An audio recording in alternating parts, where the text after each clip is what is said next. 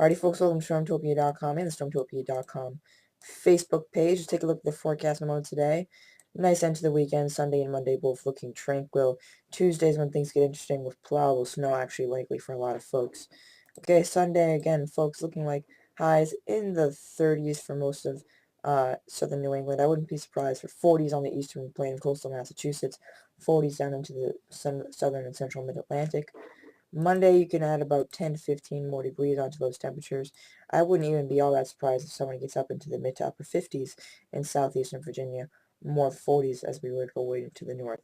Now, let's take a look at the models here, European model latest, and you can see that we've been watching this pattern for a while, which is essentially a weak low coming up on in through here with accumulating snow to the north. And here you can see the latest European model. This is the 0Z run.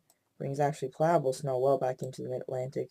The GFS model brings it on along a similar track. Hold on, let me show a little the GFS. The GFS model brings it along a similar track.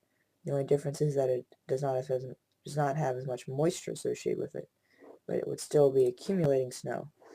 Now, folks, I'm going to lean more towards the Euro.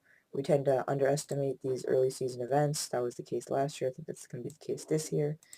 Again, the low pressure track essentially coming south of DC with accumulating snow anywhere to the north of that.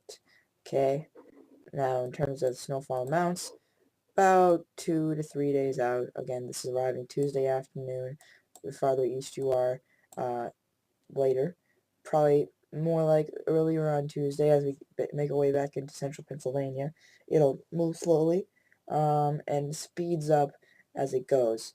2 to 5 inches of snow likely for the interior of Pennsylvania. Washington, Baltimore flirting on that 2 to 5 inch range. Baltimore has a better chance of a plowable snow than Washington. As we get into New Jersey, Philly ends up with 2 to 5.